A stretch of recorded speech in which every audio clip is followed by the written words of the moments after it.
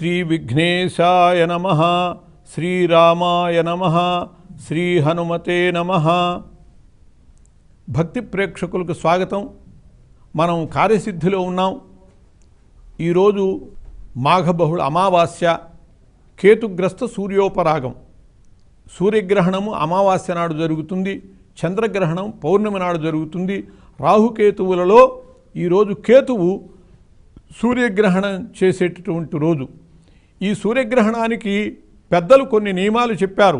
ఆ నియమాల్ని పాటించేటట్లయితే మనకి సకల శుభములు చేకూరుతాయి, సకల శ్రేయస్సులు చేకూరుతాయి. ఏ దుష్పరిణామాలు కూడా మన మీద లేకుండా ఉంటాయి. గ్రహణం వల్ల అనేక రకాల దుష్పరిణామాలు ఉంటాయి.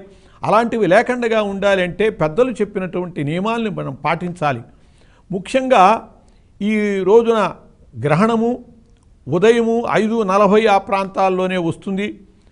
ఉదయం 9-8 నిమిషాల దాకా కూడా అది ఉంటుంది. కాబట్టి మంత్రములు అనుష్ఠానం చేసుకునేటటువంటి వాళ్ళు, నియమబద్ధమైనటువంటి జీవన విధానం కలిగినటువంటి వాళ్ళు పట్టు స్నానం కూడా చేస్తారు. అలా చేయాలి.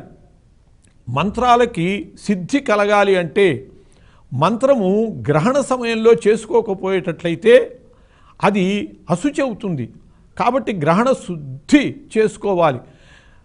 మరి మంత్రం చేసుకోవాలంటే స్నానం చేయాలి. పట్టు స్నానం చేసి 5:40 కల్లా చక్కగా పట్టు స్నానం చేసి అనుష్ఠానాలు కూర్చోవాలి. వీలైనంత ఎక్కువ ఎంత అనుష్ఠానం చేస్తే అంత ఆ మంత్రము సిద్ధించటానికి, పట్టించటానికి కారణమవుతుంది.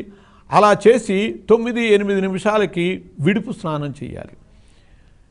ఈ లోపల ఏ రకమైనటువంటి పదార్థాలు గర్భంలో ఉండటం మంచిది కాదు. అందువల్ల ఏమీ తినకూడదు. తర్వాత స్నానం చేశాకే తినాలి. విడుపు స్నానం అనేది అందరూ చేయవలసినటువంటి విధి.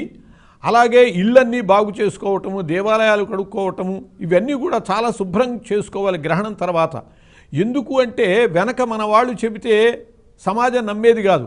గ్రహణ సమయంలో దర్భలు వేసేవాళ్ళు పదార్థాలలో, పచ్చళ్ళల్లో, పప్పులు, ఉప్పులు, వీటన్నిటిలో కూడా దర్భలు వేయటం, దర్భపుల్ల వేయటం అనేటటువంటిది కూడా ఆచారం ఉన్నది. కొందరు తెలియకపోవటం వల్ల ఈ దర్భపుల్ల గొంతులో గుచ్చుకుంటే ఏమవుతుంది, పనికిమాలిన మూఢాచారాలు అని చెప్పి విమర్శించే పద్ధతి కూడా మిడిమిడి జ్ఞానంతో ఉన్నటువంటి పిల్లలలో ఉంటూ ఉంటుంది. కానీ 1985 ఆ ప్రాంతాల్లో ఒక పెద్ద సూర్యగ్రహణం వచ్చింది. పగలే చీకట్లు కమ్మిపోయాయి. అటువంటి సూర్యగ్రహణం కోసమని విదేశాల నుంచి కూడా పరిశోధకులు వచ్చి పరిశోధన చేశారు. పరిశోధన చేసి మనము చెబుతూ ఉంటాం, గ్రహణం అనేటటువంటిది సూర్యుడిని రాహువు కేతువు అనే సర్పాలు మింగటం వల్ల సూర్యగ్రహణం వస్తుందని, అలాగే చంద్రుడిని మింగటం వల్ల ఆ సర్పాలు మింగటము అని చెప్పి అనుకుంటూ ఉంటాం. సర్పాలేమిటి, అవి ఛాయాగ్రహాలు కదా అని చెప్పి అంటూ ఉంటారు. కానీ ఆ విదేశస్థులు పరిశోధన చేసి వాళ్ళు చెప్పిన విషయాలు అత్యాశ్చర్యకరం. ఏమిటంటే ఆ సమయంలో, గ్రహణ సమయంలో నీడలు సర్పాల ఆకారంలో పడ్డాయి అని చెప్పి వాళ్ళు చెప్పారు. ఆ మరుసటి రోజు ఇండియన్ ఎక్స్ప్రెస్లో అద్భుతమైనటువంటి వ్యాసం వచ్చింది. దానిలో ఈ వివరాలన్నీ ఇచ్చారు. కాబట్టి మన మహర్షులు ఏనాడు గుర్తించారు ఆ నీడలు సర్పాల ఆకారంలో పడతాయి, రాహువు కేతువు అనేటటువంటివి సర్పరూపంలో ఉంటాయని చెప్పి చెప్పడంలో ఔచిత్యం అది. అంతేకాదు వాళ్ళు చెప్పారు ఆ సమయంలో, గ్రహణ సమయంలో వాతావరణం అంతా కూడా ఒక విధమైనటువంటి బ్యాక్టీరియా వ్యాపిస్తుంది, కానీ ఒక విధమైన గడ్డి దగ్గర ఆ బ్యాక్టీరియా వ్యాపించలేదు అన్నారు. ఆ ఒక విధమైన గడ్డి అంటే దర్భలే. మన వాళ్ళు దర్భలు ఎందుకు వేసేవాళ్ళు పదార్థాలలో అంటే వాతావరణం అంతా కూడా బ్యాక్టీరియా వ్యాపిస్తుంది. అందువల్లనే వండి పదార్థాలు ఏవి కూడా నిల్వ ఉంచరు గ్రహణ సమయంలో. ఆ తర్వాతే ఏవైనా వండుకుంటారు. మరి వండే పదార్థాలు కానివి ఎట్లాగూ అంటే వాటిలో దర్భపుల్లలు వేసేవాళ్ళు. ఎందుకు అంటే ఆ బ్యాక్టీరియా వ్యాపిస్తే ఈ పదార్థాలన్నీ విషపూరితం అవుతాయి.